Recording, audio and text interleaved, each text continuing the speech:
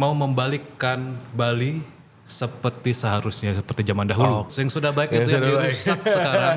Agak miris-miris dikit ya kalau ngelihatnya. Sangat miris. Barang-barang organik itu gizi dan vitaminnya 4 kali lebih besar dibandingkan sayuran yang biasanya kita dapat di pasar. Di desa ini orang-orangnya ini sangat amat peduli dengan lingkungan. Di desa Bayat itu ya. Ada lagi capung. Capung di sini susah, di sana ribuan capung. Terakhir saya meneliti sama teman saya, ada sekitar 12 sampai 15 spesies capung kembali di desa Bayat saja. Terus ada 42 burung kembali, termasuk jalak Bali. Itu jalak udah kayak ayam di sana. Banyak di sana. Kembali lagi fireflies, kunang-kunang. Itu menandakan bahwa daerah tersebut masih asri seperti Bali di zaman dahulu. Gimana rasanya collab sama mama? Jadi sebenarnya itu sebuah impianku ya sebagai chef ya. Jadi kalau kamu pengen berhasil, masaklah masakan mama kau. Itu masuk ke impian saya. One day aku kalau udah berhasil, aku main collab sama mamaku. Ya lucu banget guys. Jadi dia bikin collab, yang diajak collab nyokapnya.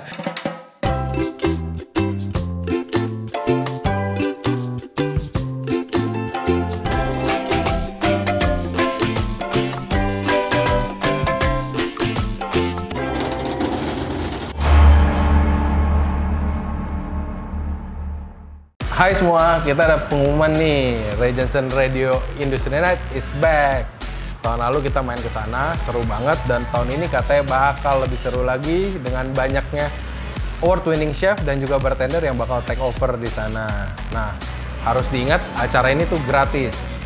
Jangan sampai lupa kalau ini tuh gratis. Syaratnya kalian cuma harus follow Instagramnya Tes Naratif, Regensen Radio, dan juga industrynight.rjr di Instagram. Dan yang nggak boleh kelewatan untuk subscribe Regensen Radio di YouTube. Last but not least, mereka juga panggil untuk semua kolaborator, media partner, dan juga sponsorship yang mau join untuk acara ini. Lanjut ke podcast. Welcome to On The Pass, F&B Podcast berkolaborasi dengan Background Project dan Regensen Radio. If you like to hear all about F&B industry, people, and lifestyle in Bali, here's the place. Wah, hari ini kita kedatangan sama salah satu chef nih di Bali, yang beliau punya outlet yang konsepnya keren banget. Nah, beliau ini masaknya nggak cuma di dapur, tapi dari kebunnya langsung. Ini nggak cuman kebun kecil ya, kebunnya hektar-hektaran sampai beras aja beliau ini nanam sendiri untuk konsepnya ini. Tanpa panjang lebar lagi, mari kita sambut Chef Andrew. Halo. Wah, thank you Chef sudah mampir ke sini. Jauh-jauh, cuma katanya rumahnya nggak terlalu jauh lah, nggak dekat juga. It's my pleasure to. Apa kabar ini? Alhamdulillah baik-baik. Apa ini? Ada update apa? Kita tuh belum lama sama Pak Mario. Waktu itu kita berangkat ke sana. Wah, nyobain masakannya Chef Andrew luar biasa sih. Sekarang ada apa nih yang baru? Sebenarnya sih kita masih menjalankan apa yang harus kita jalankan sebagai restoran di Begawan Biji itu. Regenerative farming, farm to table kind of thing, and also mau membalikkan Bali seperti seharusnya, seperti zaman dahulu. Gitu. Yang sudah baik itu. Yang sudah baik itu yang dirusak sekarang. Canggu udah nggak ada lagi sawah, udah gedung-gedung semua. Lagi. agak miris-miris dikit ya kalau ngelihatnya. Sangat miris. Ini kalau waktu kita ke sana Chef Andrew tuh ngejelasin konsepnya farm to table tuh kayak lu harus coba deh datang nih, lu cobain nih farm to table yang menurut Chef Andrew kayak yang dan segrup juga kan ini yang kita desain emang the real farm to table. Emang bedanya apa kalau di Begawan Biji sama mungkin yang seringan orang pahamin sama farm to table gitu? Oke, mungkin sedikit mendalam ya. Farm to table itu bukan hanyalah sebuah marketing, tapi sebuah tanggung jawab sebagai manusia untuk merawat bumi. Jadi farm to table tuh gimana cara kita merespek tanah supaya mereka menghasilkan sesuatu yang sangat amat baik. Contohnya sayur yang aku bawa sekarang ini, kalian bisa bedain beda kita yang merespek tanah sama orang yang memberi obatan ke tanah itu. Asal jadi sayur aja. Asal jadi sayur. Jadi mereka push pohonnya, tanahnya untuk memberikan nutrisi-nutrisi terus yang nutrisi bohongan. supaya menghasilkan buah yang banyak, bentuk yang bagus, warna yang mengkilau seperti itu. Yang penting-penting aja dari sisi luarnya. Makanya, tapi nutrisinya tidak ada sama sekali.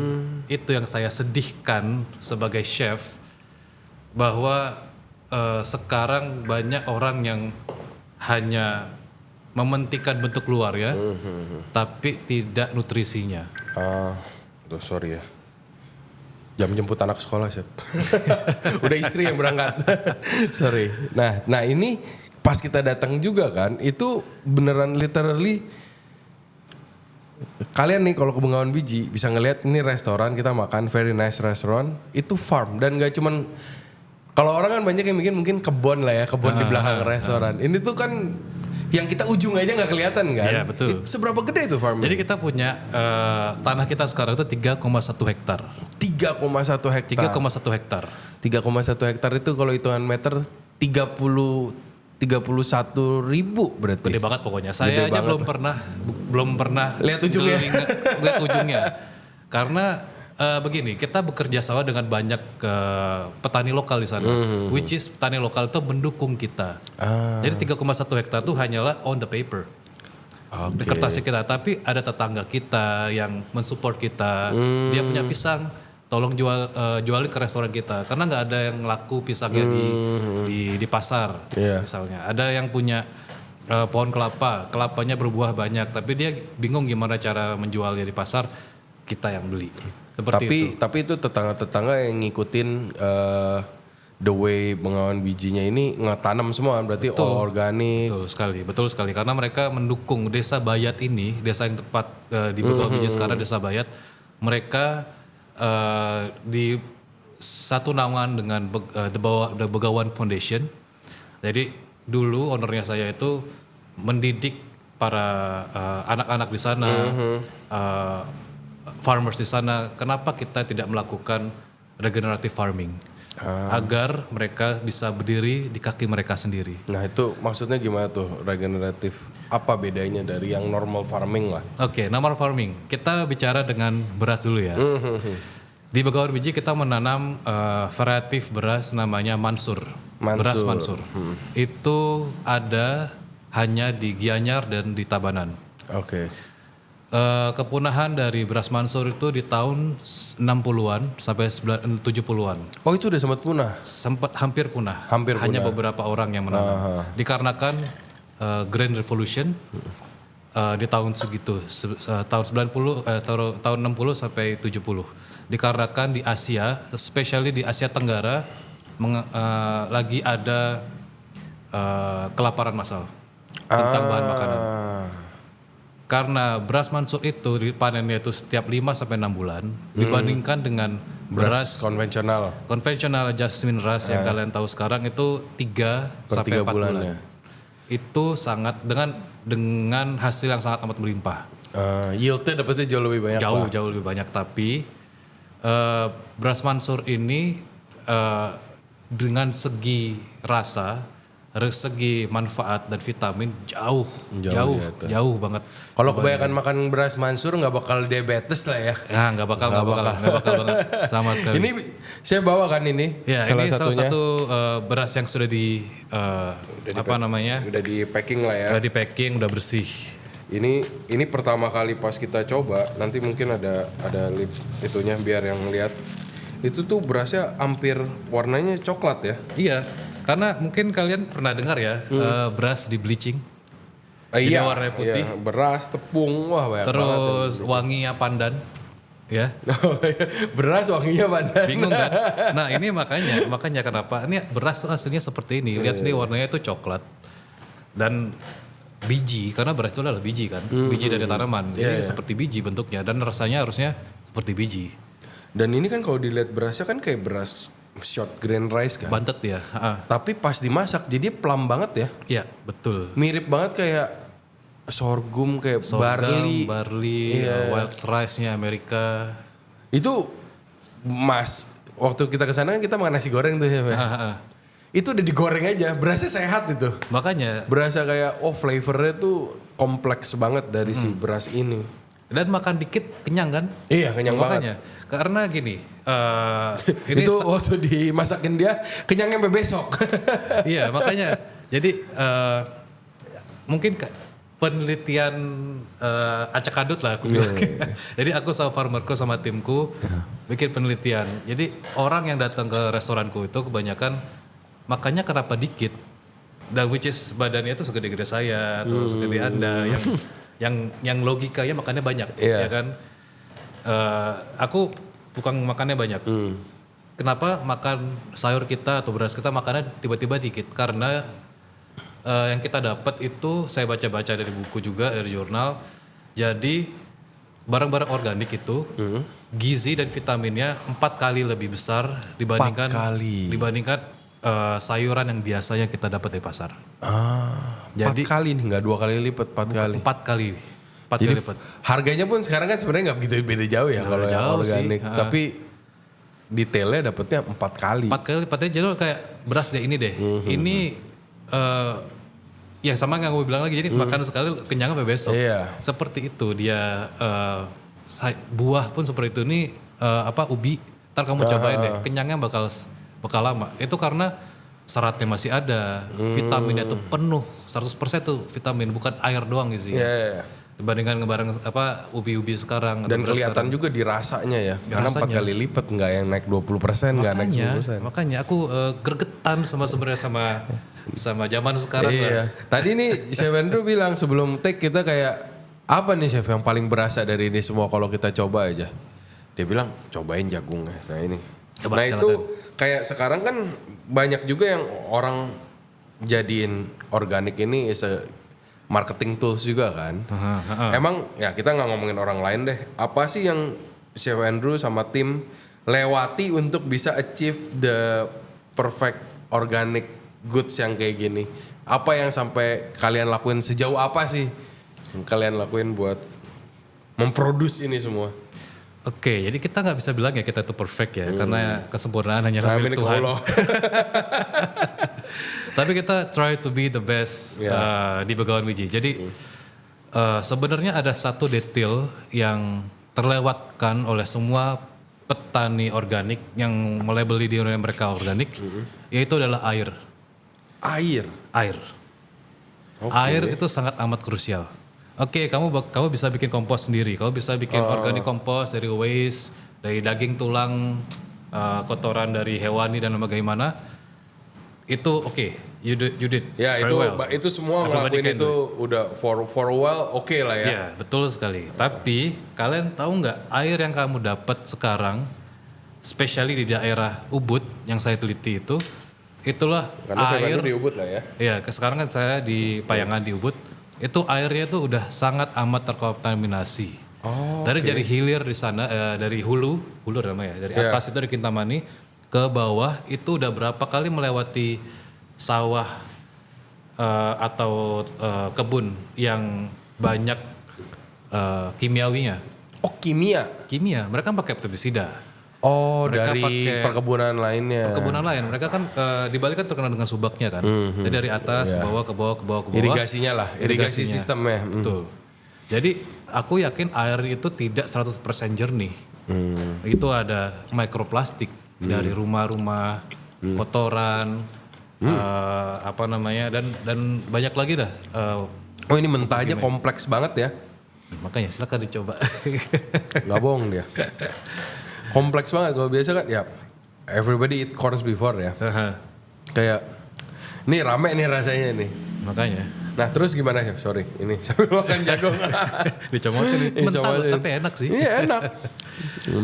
Nah itu airnya kenapa emang masalahnya mostly dari si farmer-farmer yang lain yang karena nggak mungkin organik. karena sudah modern mereka tidak terpikirkan untuk melakukan organik. Jadi banyak tanah itu udah mulai rusak. Jadi tanah itu temannya air. Air tuh turun ke bawah ke Ubud, ke Payangan, ke tempatnya kita. Saya yakin itu sangat amat kotor. Makanya di Begawan Biji kita bikin filtrasi mandiri. Dari batu kapur, eceng gondok dan Itu yang di tengah-tengahnya ada ikan itu ya sih Pak? Ya betul. Nah eceng gondok dan ikan di sana itu salah satu indikator bahwa airnya itu bagus atau enggak. Oh, kalau mereka bisa hidup di sana. Jadi ikannya masih bisa hidup, nggak mangap-mangap di atas. Ah, Dan eceng gondoknya tuh masih hijau, bagus. nggak cuma hidup lah ya, thriving dia di situ. Sehat. Sehat, banyak ulat, cacing tanah. Itu tandanya kalau tanah kalian masih sehat, masih ada cacing tanah. Kalau tidak ada cacing tanah, Anda bohong.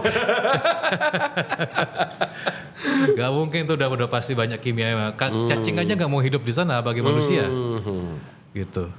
Ya tapi itu ntar kita masukin, keren banget sih. Itu dan difiltrasi juga buat di tengah-tengah sawah ini kan ada restorannya Chef Andrew ini kan, Bengawan Biji. Jadi itu semua limbah airnya pun difiltrasi ke sana ya. Iya betul. Jadi ya karena makanan tumbuhan sebenarnya air kan. Air itu hanya ada unsur hara, ada mineral dan sebagainya, ada zinc dan sebagainya. Nah, jadi kita nggak mau sama sekali waste air tersebut. Jangan, sayang banget itu karena kita udah susah dapatnya.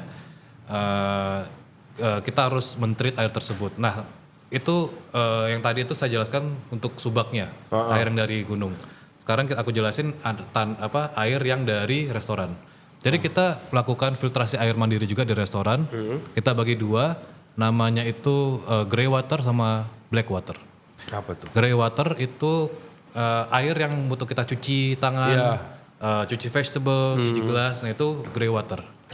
Black water itu air dari kotoran. Oh, oke. Berarti itu yang biasa di septic tank lah ya? Septic tank, tapi kita nggak melakukan ke septic tank. Kita kembalikanlah ke tanah. Oke. Jadi itu yang membuat subur ternyata. Itu yang membuat subur. By logic kan masih iya. Iya, kotoran sapi aja bisa bikin kompos, kenapa tidak ya manusia? Ya, dan yang cuman abis makan makanan dia kan. Kalau tidak Sehat. Iya. Nah itu emang berarti ada 2 sistem nih buat beresin itu. Perbedaannya apa? 3 sistem malah kan. Oh, 3 sama yang dari subak. Air subak, grey water, sama black water. Black water tetap kita ke septic tank, disaring, kita ada penanganan khusus di air tersebut supaya mudah diserap oleh tanah.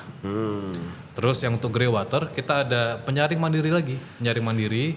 Dia akan kembali lagi ke, kalau kamu ke sana ada lihat kolam. Ya. Kolam lotus. Nah, di situ kalian bisa lihat hasil air yang kita lakukan. Itulah alasan kenapa kita bikin Lotus Lounge di sana. Oh, itu sebagai indikasi juga ini airnya sehat atau enggak. Dan kita nggak main-main. Kamu bisa lihat selangnya dari mana ke mana. Ini hasil airnya. Jernih bukan? Kita bisa cuci tangan di sana. Oke. Seperti itu. Dan juga semua air yang di restoran drinkable. Bisa diminum. Tanpa ada kayak reverse osmosis kayak gitu-gitu, cuman difiltrasi mandirinya ini. Filtrasi mandiri. Kita ada filter osmosis karena itu adalah sebuah kebijakan dari pemerintah. Oke. Harus kesehatan lah. Kita ada tapi khusus buat diminum. Begitu. Tapi untuk air toilet, air itu kita nggak filter osmosis tapi hanya filter mandiri. Nah, dan itu pun sebenarnya good to drink. Iya betul. Technically. Cuman Bengawan Biji tetap nggak pakai itu kan. Betul. Tetap ada RO-nya lagi buat yang sudah itu. pasti ya. Emang seribet apa sih ngurusin air itu? Sangat amat ribet. Jadi waktu kita membangun itu sebenarnya tanah itu semua orang udah bisa, semua farmer sudah bisa, dimanapun adalah caranya. Tapi untuk memfiltrasi air itu hampir tidak ada orang yang mengerti kenapa harus air. Air itu adalah sumber kehidupan ya. Dan Chef Andrew juga banyak kan produknya itu dari 3 hektar itu sawah kan? Sawah. Jadi dari 3,1 hektar itu 2,6 itulah sawah. Tapi ini sawahnya juga tekniknya yang sama kayak sawah normal ya? Yang butuh air sampai banyak kayak gitu-gitu apa beda? Iya, kita butuh air Sama banyak kayak gitu. Berarti makanya ngelakuin air. Apalagi beras ini kan, ini kan dia absorb air. Oh ini beras banyak. yang belum di itunya ya? Belum bersihin. Dia itu kan tinggi berasnya itu kan 1 sampai 1,5 meter. Kalau sudah tinggi ya sampai sama kayak kalau manusia. udah mau harvest lah ya. Itu dia absorb air sangat amat banyak. Makanya kita nggak mau waste air. Sampai air yang brown water sama black water itu aja kita selamatin. Jangan kita waste, apalagi sempat ada kayak sistem kering di Bali dan lain sebagainya, itu susah banget. Kering kalau lagi longsor. Iya. Makanya kita ada satu teknik yang kita ambil dari dari ground juga, tapi itu tanya backup. Hanya sebagai backup. Kita utamakan pakai air dari subak.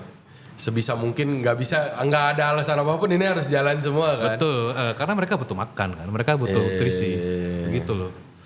Nah, maka dari itu setelah dari air kembalilah kehidupan ekosistem di Begawan Biji. Tanahnya itu. Oh, the whole thing. The whole thing come back. Sampai ada ayam segala macam yang nggak salah. Betul. Iya. Nah, sebenarnya aku project ini kan dari 2018, tapi aku baru bergabung tuh di tahun 2025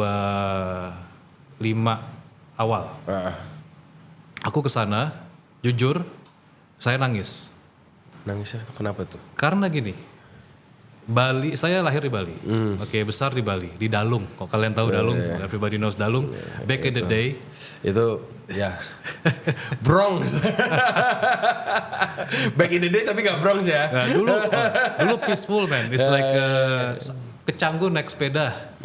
Ke Canggu belum ada apa-apa, masih sawah. Aku anak Dalung banget. Ya mungkin kalau 20 tahun lalu bilang iya kampungku tuh Canggu ternyata kampungnya. Makanya tergusur lah dengan banyak investor sekarang. Iya. Jadi dulu Ubud itu, jadi Canggu itu dia yang dulu ya zaman dahulu tuh sangat amat asri. Iya. Masih bisa naik sepeda, masih bisa main bola, pakai lumpur, masih bisa mancing di got, dapat kepiting yuyu kecil-kecil tuh, masih bisa dapat ikan lele. Sekarang Paling gampang sekarang mancing keributannya di sana. keributannya ya tato-tato di perempatan Warat-Warit itu. Perempatan Warat-Warit. Jadi aku nangis. Kan saya ke luar negeri dari umur 17 tahun. Udah 17 tahun udah. Balik ke Indonesia itu umur 28. Lumayan.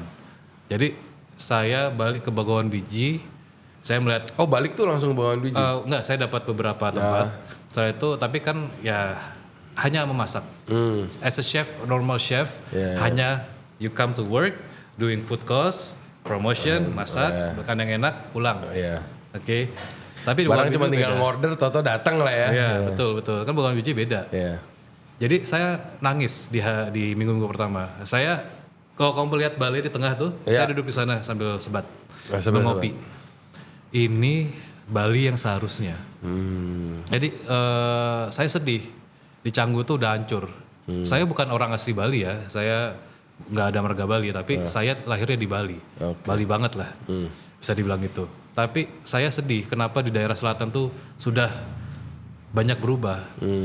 Di desa ini orang-orang ini sangat amat peduli dengan lingkungan. Di desa Bayat itu ya. Mereka sangat peduli dengan lingkungan. Makanya mereka yang mau ikutan Mereka tuh membantu dan tidak mau menjual tanah mereka untuk investor.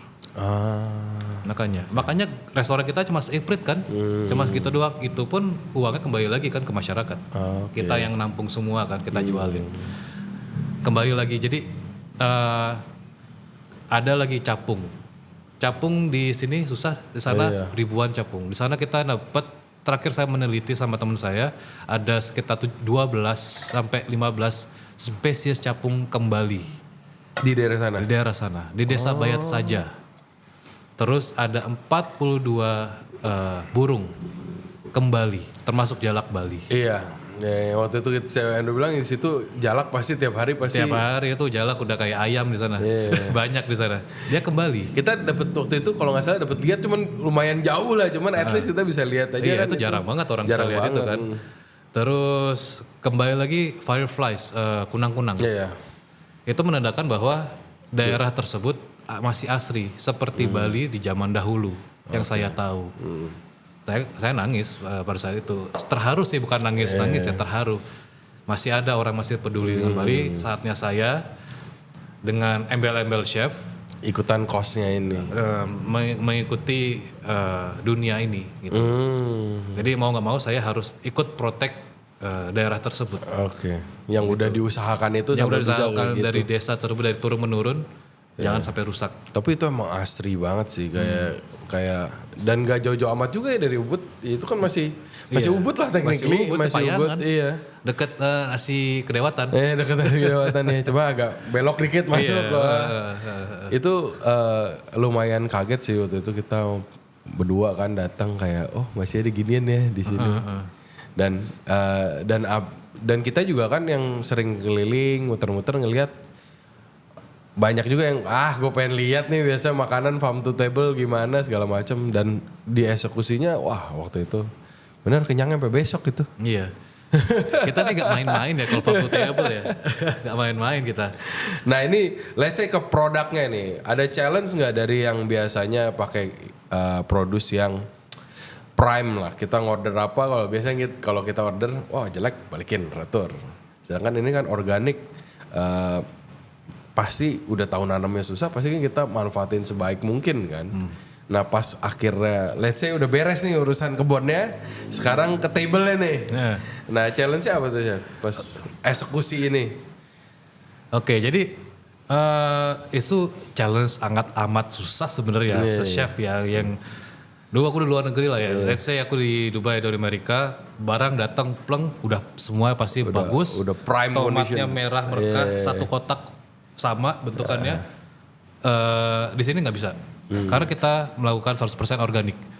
Nggak bakal, jadi gini deh, kalau kamu ke store ada bilang organik tapi bentuknya sama semua, itu bohong, aku yakin 1000%. Oke, contoh, kita ambil contoh apa ya? Tomat, oke? Mungkin beberapa chef akal balikin tomat yang seperti ini, yang rusak, yang retak-retak, Yang pecah ya. retak-retak, pasti mereka balikin. Oke. Karena nggak bagus kelihatannya. Ini tomatnya emang breednya beda sampai warnanya jadi kayak gini apa gimana? Oke, ini karena mungkin saya terlalu passionate ya, saya ambil biji dari Spanyol. Oh oke. Saya ambil biji dari Spanyol. Oh makanya bisa keluar warna kayak gini. Dia masuknya heirloom. Dan kita harus cari yang F1. F1 itu varietas pertama. Jadi kita bisa breeding lagi ke F2, F3 dan selanjutnya. Gitu.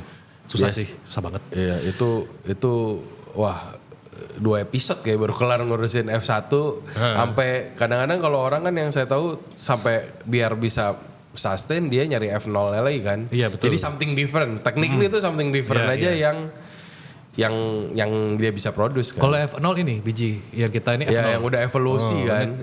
F0 tuh yang asli. Asli F0. Okay. F1. Ini punya kita. Dan cuma punya di Bali tuh cuma 2 orang yang punya. Kita ini sama satu di Jatiluwih. Oh Jatiluwih juga itu ya. Makanya dia masuk UNESCO itu. Iya Jatiluwih ya namanya. Iya Jatiluwih. Yang Tabanan lah dari situ kan. Tabanan. Kita di Gianyarnya. Gitu. Lebih baik lagi deh. Jadi Balik lagi ke produk gimana? produk. Kalau kamu lihat di sini, produknya nggak ada yang bagus. Tomat retak, radish bentuknya aneh, ya kan, nggak bulat. Kalau biasanya kita radish nyari yang bulatnya bagus-bagus. Makanya itu challenge-nya sebenarnya. Bagaimana caranya kita menjual barang tersebut? Tapi back again. Cerita udah banyak nih. Udah banyak ini. Eksekusi harus rapi ya. Betul. Jadi kita challenge-nya itu bagaimana kita menjual produknya tersebut dan diterima oleh masyarakat. Karena mostly masyarakat yang datang ke tempat kita itu buta dengan organik. Mereka tahu hanya organik itu that can harvest in the forest, kayak apa sih namanya, foraging. Tapi ini kita intinya kan lebih sehat lah, titik. Lebih sehat lah, gitu. Tapi kan mereka nggak tahu. Ini bentuknya ada yang kayak tanduk tiba-tiba, ada yang kurus Ini kayak tadi datang, ini apa aja? Oh ini kecombrang. Wah kecombrang ada yang bentuknya kayak gini, merah banget soalnya kan. Ini kalau bisa dilihat tuh, ini bisa jadi gincu nih di bibir merahnya. Sama ini kayak jagung ini kan ada bolong-bolong. Iya. Itu bukan karena dimakanin tikus, emang karena kita organik, kita nggak pakai vitamin ekstra buat tanaman. Berarti NPK kayak gitu-gitu udah pasti nggak pakai. Kita nggak pakai sama sekali. Jadi kita harus jelasin ke tamunya, Pak, Ibu, ini kita lakukan organik. Inilah sebenarnya buah yang kalian beli atau sayur yang kalian beli di pasar aslinya lah seperti ini. Begitu. Mungkin kalian pernah lihat di Instagram atau di TikTok yang Ini beda banget bunganya. ya enak ya. Beda banget. Makanya lebih Sorry ya, ke distract dikit. Mungkin pernah lihat di TikTok atau di Instagram kalau buah watermelon yang dulu sama yang sekarang. Ya, bisa nggak ada bijinya sekarang. Terus banana yang dulu sama yang sekarang. Iya. Ya seperti ini kita bakal melakukan seperti itu. Kembalikan aslinya seperti apa. Gitu. Mereka tamu harus mengerti. Karena tapi kita akan jelaskan kenapa, bagaimana. Banyak yang nggak ngerti kan, banyak yang emang dimanipulasi secara genetik juga kan di sayuran itu, kayak sayuran yang manis biasanya kecil terus dikawinin sama yang gendut. Dikawinin jadi biar gimana caranya dia bisa punya yang manis tapi gede gitu kan. Iya, itu GMO tuh sangat amat berbahaya. Dia itu bentuknya keren, bagus. Tapi vitaminnya nggak ada. Aku balik lagi as a chef yang aku pengen memberikan true food ke customerku. Tomat ya tomat, koriander ya koriander, pumpkin ya pumpkin, beras ya beras. Karena aku belajar banyak dari gastronomi di luar negeri. They make such a beautiful foam powder. Kalau saya nggak mau, karena saya tahu gimana cara menanamnya. It's a cucumber, nice and long, right? Terus kamu blender, terus kamu bikin kasih lecithin, kamu bikin aneh-aneh lah pokoknya. Udah bentuknya bukan cucumber lagi. Itu udah termasuk ultra processed food menurut aku. Yang gizinya udah nggak ada sama sekali. Jadi aku pengen itu ngelihat tanaman itu atau ingredients itu hanyalah seperti itu. Udah perfect at it should be kayak gitu aja udah itu kan. Cuma kan challenge-nya dari tempat yang ada banyak story-nya kayak gini-gini kan, eksekusinya masih bisa di backup nih kan, bener. Jadi kayak yang paling nyebelin dari dengerin orang cerita panjang lebar pas makan, kok gini gitu kan. Nah itu pas dapetin rasanya tuh gimana ya Chef? Jadi gini ya, enaknya di Bagawan Biji itu karena kita semua organik, rasanya semua pasti enak. Jadi itu otomatis. Udah pasti enak. Coba lain kali kalian datang ke restoranku, cobain deh our grill vegetable. It's only grill, nothing else, and try. Bedain tomat ini dengan apa yang kamu dapat di pasar sana. Cobain, bedain, silahkan. Karena kita treatnya dengan bagus seperti itu loh.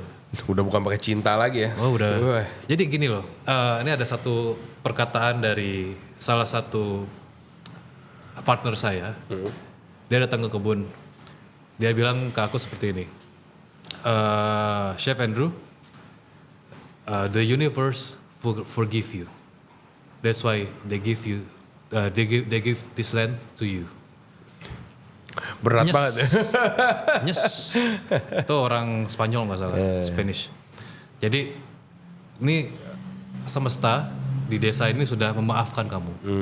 Jadi Tuhan atau universe memberikan berkahnya di sawah kamu.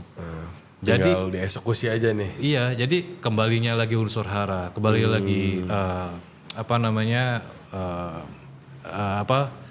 ulat tanah, cacing tanah, kembalinya lagi dragonfly, kembalinya lagi kupu-kupu, kembalinya lagi burung-burung, kembalinya lagi ekosistem di sana, biawak tinggal di sana, ular, monyet. Whole ekosistemnya udah balik sehat lagi ya. Itulah pertanda bahwa kita diberkati. Dan makanya aku harus continue ini, jangan sampai lost gitu loh. Sedih sebenarnya. Jadi gaya makanannya di Bengawan Biji jadi lebih ke kayak gimana sih? Kalau aku bilangnya sih human food. Human food. Aku bilangnya ke semua tamu human food dengan penuh kejujuran. Jadi, human yang hanes ya. Hanes, udah. Kalau kamu order vegetable, kangkung, just kangkung, bawang putih, dan. Kenapa? Karena kangkungnya udah enak banget. Iya. Udah masaknya dari di kebun ya. Iya, udah enak dari kebun. Kangkung udah coba deh. Kalau aku di sini kalau di sana ya pernah mungkin kamu jalan-jalan sama aku ke kebun kan. Comot-comot makan-makan, rasanya udah enak banget. Udah beda-beda banget. Coba kangkung yang di pinggir jalan.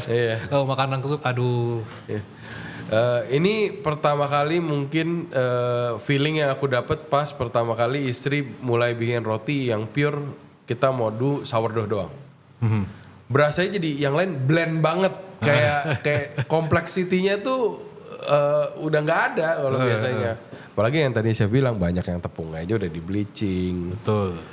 Nggak cuman kalau zaman dulu kan dry yeast, sekarang instant dry yeast. Itu kan udah. Makanya. Emang menunya apa Chef yang jadi andalan biasa di sana tuh? Jadi gini, kerennya di Bengawan Biar Biji. penasaran orang-orang. Biar Kerennya di Bengawan Bengawan Biji itu kita ada menu tetap, tapi there is no such vegetable mention in the menu. Hanya beberapa aja, contoh kayak pumpkin, terong, dan zucchini.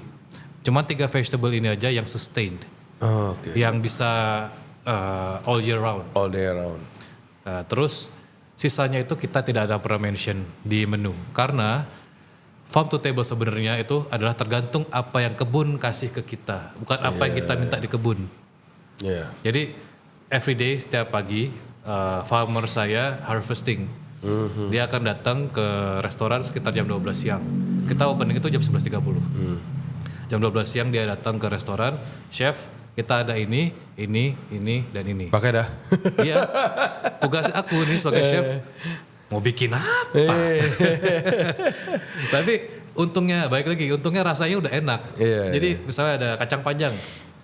Oke, aku tell my staff, oke kacang panjangnya ini kita blend, habis itu pakai bawang putih aja ya, sama roasted garlic, sama shallot. Udah itu aja, dikit garnishnya sama leek. Udah, Karena it's a emang Hanus udah food. enak sih Udah enak. itunya. It's a Hanus food. Jadi sebenarnya itulah selling pointnya kita. Kita there's no such specific vegetable di menu. Karena tergantung apa yang kita dapat dari kebun. Gue inget sih pernah ngobrol sama Rama kan, Rama dari Island Organic.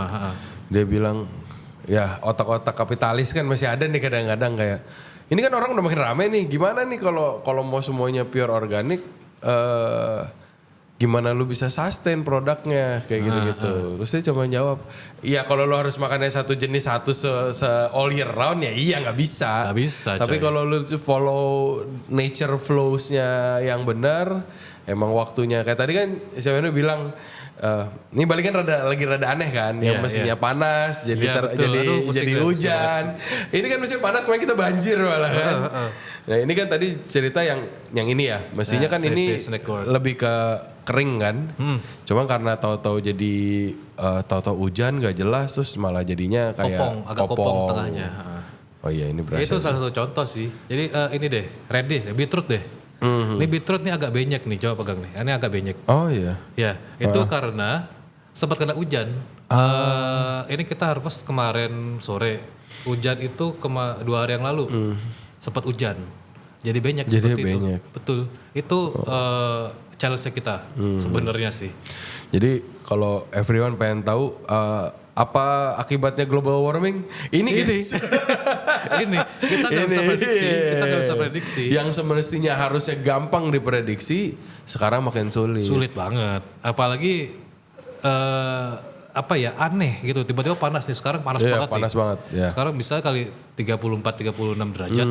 Tiba-tiba jam 4 sore, tang hujan. Oh iya, kemarin badai. Itu kalau bahasa Kusal Farmer, dimasak matahari sayurnya. Jadi abis kayak di blanch gitu loh. Direbus. Lagi panas, tiba-tiba hujan terus.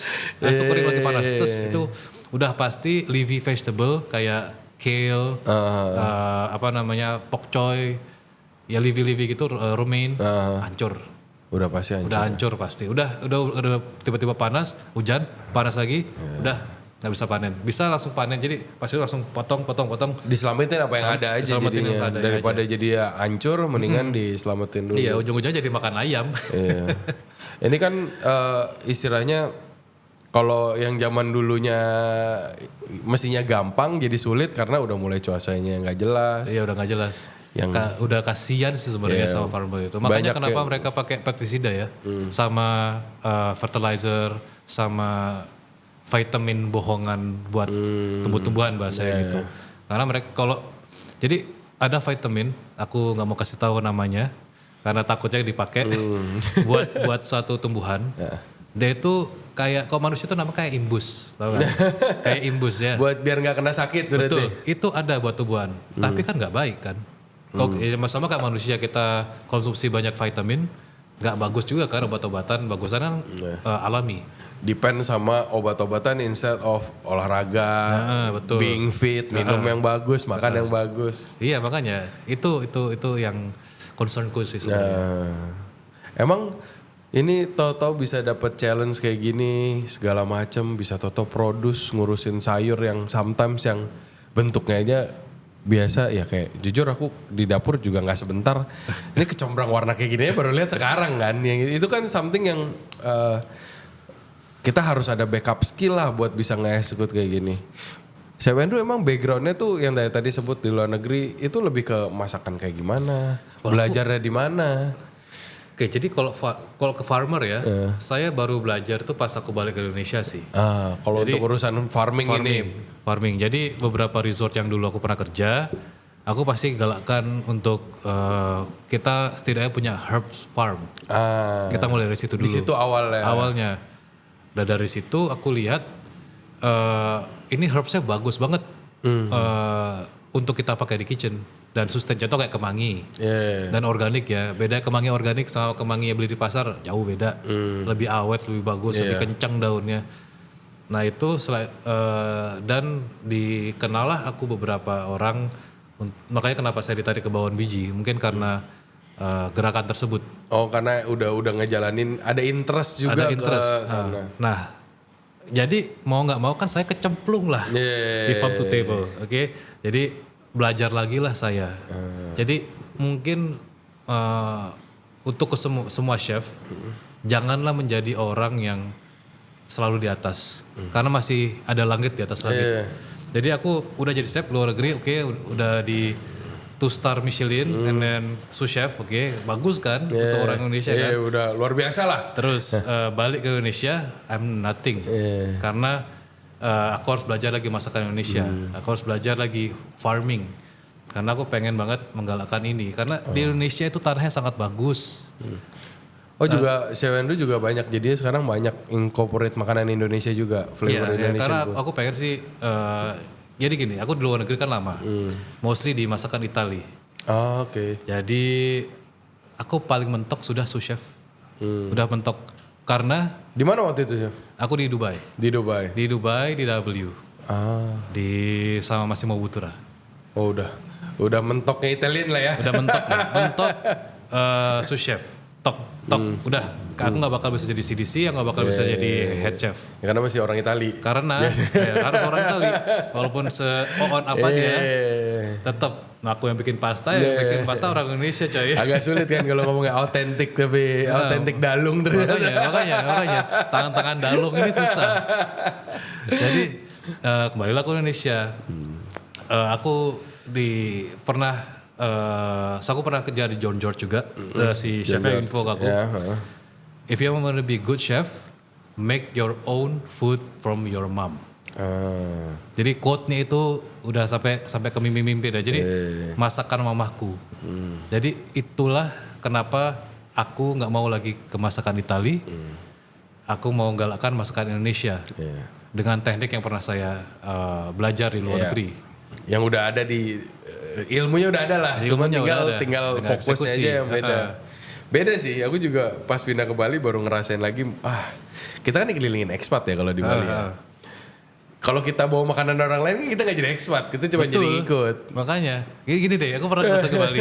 Temanku dari dari England datang. Dia datang ke Bali, pasti mau nyoba babi guling, ayam betutu, macam kayak gitu dah. Tak bawa sate ayam, tak bawa muter-muter Bali. Dan aku jalan ke Kuta di dekat Bom Bali itu, there's a lot of pub, right? Ada jual fish and chip, chicken wings, burger, you name it lah, banyak lah. Terus aku tanya temanku kebetulan chef kan, kenapa kamu nggak makan di pub ini? Bagus tuh tempatnya, ini bagus tuh tempatnya, sekalian kita nikmati malam gitu kan. Sekalian enjoy di situ lah. Enjoy kan? No, I come to Bali because I want to try Indonesian food and not kind of fish and chip and burgers. In burgers, there's a lot of a lot of nice fish and chip in my place. Ya, masuk akal. Makanya kenapa aku dari Itali ke Indonesia. Daripada istilahnya dia nurunin ekspektasinya buat cari yang acceptable di sini, mending cari yang emang bagusnya di sini kan. Makanya. Dan kita udah biasa makan juga, biasa R&D-nya nggak terlalu sulit guys sih. Makanya itu lebih nggak pakai bingung ini rasanya mesti kayak gimana, nggak ada tuh kalau makanan sendiri kan. Tapi masakan Indonesia ya terlalu diversity loh. Susah loh sebenarnya. Aku jujur aja susah banget masakan Indonesia. Yang bisa masakan Indonesia 100% tuh aku Kasih jempol 4 deh pokoknya. Ujung kiri, ujung kanannya udah beda banget. Beda banget, sebenarnya banget. Aku pengen banget belajar semuanya. Iya. Gitu. Tapi susah banget. Kalau masakan Western atau Europe itu for me is too simple. Iya. Setelah kita lihat lagi di compare sama makanan karena Indonesia. mereka nggak terlalu punya culture makanan yang sangat mengakar. Iya. Hanya beberapa aja. Kalau di Indonesia wah Kompleks banget. kompleks banget. Jawa Barat, Jawa Iya. Timur, Jawa Tengah beda lagi. Kabupaten dikit udah ada yang beda lagi Beda tuh. lagi. Soto Banjar, soto kuning, soto Bali, soto Jawa beda lagi. Makanya kemarin waktu itu pas kita ngobrol sama Wira juga ngomongnya simple. Kalau lu mau care sama makanan Indonesia, start dari yang lu makannya dari kecil dulu. Betul. Dilihat bener, itu aja belum tentu lu udah tahu semua. Itu makanya di menu-menu di Begawan Biji juga kan ada resep mamaku juga. Banyak sih Oh sebenarnya. kemarin sempet gimana rasanya collab sama mama? Ya lucu banget guys. Jadi dia bikin collab, yang diajak collab nyokapnya. Ini kocak, seumur hidup gue keliling ngeliatin collab. Nih Bali collab. Pas Covid banyak, nggak ada yang ngajak mamanya satu juga. Dia ada ngajak mamanya. Gimana tuh rasanya collab sama mama tuh? Oke, jadi sebenarnya itu sebuah impianku ya sebagai chef ya. Jadi balik lagi sama perkataan chefnya itu, dia bukan John George sih, dia itu yang info aku kayak CDC-nya orang utusan John George Amerika. Jadi kalau kamu pengen berhasil, masaklah masakan mama kau atau istilahnya your mother nature food atau masakan Indonesia atau masakan ibu. Itulah itu masuk ke impian saya. One day aku kalau udah berhasil, aku main collab sama mamaku. Nah untungnya mamaku juga as a cook. Dia juga pernah masak. Oke. Mungkin beberapa orang tahu nama restorannya. Itu di daerah Seminyak. Sangat amat lumayan terkenal.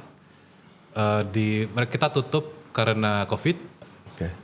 Itu namanya Bakudapa Bali. Oke. Jadi Masakan Manado. Oh. Mungkin beberapa orang tahu nama ini Bakudapa Bali. Terkenal dengan sop buntut. Renebon, perkedel jagung, macam kayak gitu. Semua pasti, mostly everybody knows. Cheatingnya curang, mamanya profesional ternyata. Tapi bukan di professional kitchen ya, itu warung ya, biasa warung. Ya tapi kan dia udah make a food for a living lah istilahnya. Iya, jadi aku pengen bawa omaku dan juga beberapa tamu yang kesana, dia recognize aku. Kamu anaknya Ibu Nesya ya, yang dulu punya warung Bakudapa? Iya tante. Oh aku dulu waktu saat pacaran dulu kayak gitu dah. Banyak yang kangen berarti masakannya mama. Kangen banget. Makanya aku lakuin kolaborasi tersebut. Aku ayo mah ke restoranku. Itu kebetulan masakan Indonesia. Kalau dulu tempat-tempatku dulu tuh western, pizza pasta macam kayak gitu. Gimana mama masak di dapurnya? Oh dapurnya Begawan Biji juga bagus. Maksudnya udah proper banget. Gimana ya sebenarnya mamaku cuman dia tuh nggak masak ya, jadi ngomel. Gua yang masak. Andrew, ini kurang asin, harus ditambah ini gini gak enak ini, kurang gitu aja kerjaannya. Dia collab bosnya sebenarnya. Aduh, susah kalau sama ibu tuh susah.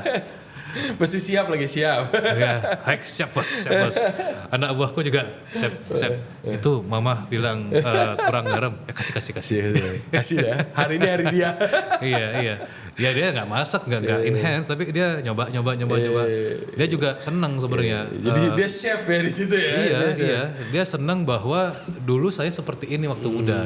Kembali lagi anak saya yang meneruskan. Sebenarnya keluargaku ini keturunan tukang masak. Kakek itu mungkin orang Jakarta tahu punya warung namanya Es Kacang Hijau Mangga Besar. Di Mangga Besar. Mangga Besar itu kakekku. Oke.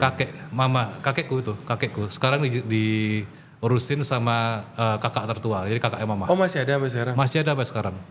Masih ada sekarang tapi udah mulai ke online karena ya stay relevan lah ya. Iya.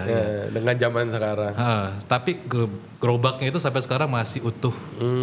Itu jadi legasinya lanjut terus nih. Jalan terus begitu loh. Jadi nggak boleh putus. Dan kebetulan dari keluarga besar yang cook itu cuma saya.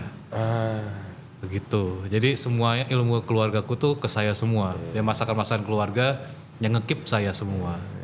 Jujur ini case kita rada mirip sih. Gue juga dari third generation cook. Cuman sisa gue doang yang masak sekarang. Makanya, entah Kayaknya kenapa. trauma deh kalau zaman dulu tuh. Kalau dulu diceritain jadi chef memang keren dulu. Kagak, kerjaannya mabok mulu, panas, mati muda, makan enak mulu. Kan cuma ngerti makan enak kan. Iya, dulu kakek gue juga tukang masak lah. Itu generasi sekarang, hitungan anakku tuh generasi keempatnya dia. Aku doang yang tukang masak. Kayak traumatik deh punya restoran tuh zaman dulu tuh ya. Mungkin ya. Makanya. Karena is a tough job kan. Iya. Dan mostly orang dulu bikin restoran bukan kayak gue pengen bikin konsep ini, kagak, for a living for aja. living, for living ya. Ternyata mirip-mirip kita kasusnya. Makanya kita. Ternyata traumanya sama panjang namanya. Tapi susah coy, kerasa gak semua beban keluarga di pundak lu coy. Terutama di makanan ya. Awas sampai lu bikin makanan gak enak ya. Iya, awas aja gak sesuai dengan opa bikin ya. Aduh, iya tante. Yang ngecatnya banyak ya. Ya, makanya kalau orang deket semua, es kacang hijaunya harus 24 jam direndam. Iya tante. Tapi guys, kalian bisa tiru collab sama mamah lo. Iya, collab lah dengan ibu kau. Keren sih. Itu harus apresiasi. Ada juga mamaku juga senang dia kembali bekerja. Iya. Ya enggak yang tua-tua banget lah. Iya Mama sih, juga masih untungnya- seger banget. Untungnya sih masih seger ya. Keren banget sumpah. Nyokap gue bisa masak. Beda itu. Kita rencananya mau ngadain versi keduanya. tahun Versi depan. kedua ya. Udah ada banyak yang nungguin lagi berarti. Banyak. Ada orang yang nggak bisa sempet dateng. Soalnya kembali lagi warung Bakudapa itu sangat amat terkenal. Iya. Mungkin beberapa orang tahu. At some point lah ya di Some Bali. point, itu seperti nostalgia. Mungkin nanti ini tempat ini TNT Yes. bakal jadi tempat nostalgia. Amin. Mungkin nanti kalau saya sudah punya cucu, Iya. dulu saya pernah kesini pacaran dengan istri saya. Seperti itu banyak yang kayak gitu kok. Lucunya tuh di sini kan banyak sekolah ya. Jadi gue selalu ngomong sama bini gue, mamam, semua bocah-bocah di sini biasnya makanan gue. Dia bakal bilang makanan gue paling enak karena dari kecil makannya makanan gue kan. Makanya. Dan bokap juga dulu punya resto juga yang mirip-mirip kayak gitu. Mirip-mirip kasusnya yang tempat orang pacaran zaman dulu. Iya. Gue belum lama ada yang datang dari sini, papaku dulu punya itu, kayak oh iya, aku dulu pacaran di sana. Ya, makanya kan. There's something like that is like memorable banget aja menurut mereka. Fun sih itu fun banget. Jadi makanya kalau bikin restoran itu menurut aku bikin orang itu memorable. Jangan hanya bikin masakan enak semua di sini di Bali lah. Ada ribuan chef bisa bikin masakan enak, ayam betutu, banyak model, banyak caranya. Itu banyak udah harus lah. Nah, makanya, tapi Selain gimana itu, cara bikin memorable? Seperti itu. seru Itu yang sih. susah sebenarnya. Makanya Begawan Biji itu inilah memorable-nya kita untuk Bali. Tapi salah satu yang memorable tuh itu ngeliat Chef Andrew masak sama mamahnya sih, itu gokil banget itu. Iya. Nanti bakal ada 2.0-nya, tapi tunggu ya. Bokap gak ada yang komplain, om tante gak ada yang komplain, kok gue gak diajak gitu. Kebetulan ya, pasti balik lagi regenerasi itu cuma mungkin dari satu generasi satu orang cook. Itu aja, satu generasi satu orang cook. Yang generasi itu cuma aku aja yang cook sama kakaknya yang pertama itu yang nerusin. Yang nerusin Ya es kacang. aku yakin sih yang nerusin dia terpaksa karena kakak pertama. Iya coy, kakak Tuntutan pertama. hidup. Tuntutan hidup. Kakak pertama, mamaku tuh anak kelima atau anak keenam gitu. Jadi udah bontot udah ini. Nah kakak pertama itu udah tekanan banget tuh kayak aku yakin. Dan dengan kemungkinan akan diteruskan ke aku, tapi aku nggak tahu. Kemungkinan. Soalnya kan itu kan passion ya. Iya, kalau kamu nggak suka nggak bakal bisa. Susah banget ngikutin legacy keluarga tuh, kayak tuntutannya berat. Makanya. Gak cuma jadi raja doang yang berat, guys. Keluarga yang berat. Susah coy, tekanannya susah. Keren banget nih. Kalian guys harus cobain kalau ke Ubud, main ke tempatnya Chef Andrew ini. Beda. Ya, ini beneran farm to table ya. Iya, farm to table. Beneran Setelah abis Lava Vela, Labrisa, Potato Head, nah kembali ke nature. Iya. Ubud. Ubud. Ya, Chef Andrew. Dan jangan khawatir, masakannya ini masakan Indonesia ya. Indonesia. Masakan Asia Indonesia. Jadi kalau kamu orang lokal, jangan takut ke sini ke Ubud, masakannya lokal. Kadang-kadang serba salah ya, bikin restoran bagus orang takut datang. Iya makanya aku itu bingung. Aku bilang sama teman-temanku, datang ke restoran, datang. Masakan Indonesia kok itu masih acceptable di lidah kamu. Mereka bisa takut kan, aku nggak suka masakan Jepang, ikan-ikan mentah, nggak ada ikan mentah. Kita makan rendang, kita bikin ayam tepung deh, kayak gitu deh. Seru banget, seru. Chef, kita tuh biasanya nanya juga untuk rekomendasi nih kalau sama chef-chef buat kalau selain Kemanggawan Biji sama yang tadi saya sebutkan itu ada rekomend nggak? Kan Chef Andrew ini kan Katam Bali lah saya dari lahir Bali. Lahir Bali sih ya, lahir Bali. Nah ini biasa aku pengen nanya nih. Local spot kalau biasa, apalagi yang di Ubud kan ini banyak banget nih. Local spot buat apa dulu nih? Pokoknya yang harus didatengin lah kalau ke Bali. Nah jadi gini kan aku suka touring ya naik motor besar. Local spot itu yang paling bagus menurut aku adalah Kintamani. Everybody knows Kintamani is the best di daerah tebing-tebingnya itu. Makan apa di sana? Di sana sih kan banyak restoran. Aku semua udah hampir nyobain ya dari Pahdi, terus ada Pepper Hills kayak gitu Apa kan. yang Chef Andrew rekomend? Menurut aku sih Pahdi sih. Pahdi. Pahdi Specialty Coffee. Oke. Itu menurut aku makannya niat. Niat ya, belum tentu enak. Maksudnya belum tentu enak. Maksudnya dia bikinnya itu niat. Ada beberapa tempat di sana yang menurut aku ya Jualannya view. hanya jualan view. Tapi nggak niat bikin makanan. Tapi yang di ini Apa yang harus dicoba Chef di sana? kopinya sih, kopinya Kopi, enak. iya. Kopinya enak banget. Terus sama mostly makanannya enak sih. Semua makanan aku pesen sandwich, which is aku udah underestimate nih. Aku pesen sandwich. Aku ada underestimate. Di tempat turis lagi nih gitu. Kenapa? Biasanya orang di sana tuh nggak niat. Tapi surprisingly niat. Jadi rotinya itu crispy, atas bawah dikasih butter. Proper banget Proper, ayamnya beneran bagus, sayurnya fresh. Mayonesnya bukan mayones kuipi. Mayones beneran bikin dari telur, kerasa niatnya. Kentangnya bukan French fries beli jadi Farm Hills. Jadi dia bikin kentang potong-potong goreng. Apalagi dia di Kintamani ya, dikelilingin sama good produce juga Makanya. Tapi ya ingat di sana belum tentu organik. Belum Tapi tentu kan sehat. dia nggak jualan organik di sana, jadi nggak bohong. Iya. Aku suka ke Kintamani, aku juga suka ke Bedugul. Dari keliling-keliling gitu nggak ada yang makanan Balinya yang ada rekomend di daerah mana? Jadi gini ada cerita lucu sebenarnya. Ngidam mentempeh gili manuk. Mentempeh Gili manuk. itu apa? Ayam betutu, tapi asli gili manuk. Enak banget. Itu yang suka biasa pedas. orang bawain kalau habis dari Jawa Pasti ya. lewat soalnya. Aku sama istriku bukan ngidam, pengen makan itu Sengaja. langsung naik motor jam 9 pagi langsung ke sana jam 12 pulang ke Denpasar. Kurang kerjaan memang kita ini. Tenaganya banyak di Seven. Nah, makanya. Tapi karena kalau kita craving sesuatu itu sama aku kebetulan sama istriku juga suka makan. Kita harus ke tempat tersebut sejauh apapun. Ke Karangasem, ke Singaraja. Kita pakai datang ke Singaraja, pulang. Ya, harus inget guys, dia masaknya nggak dari masak, nanam dia mulainya. Jadi kalau cuma ke Singaraja gampang dia Pak. 3 bulan nanam baru tumbuh. Nah ini aku kan ada nanya kopi, berarti kan tadi udah kecantang tuh. Siapa minum nggak? Minum. Kalau ada rekomendasi nggak arak apa biasa ngebar di mana? Oh, kalau arak sih, aku shout out buat Karosoju. Itu baik lagi niat. Iya niat banget. Dia niat banget.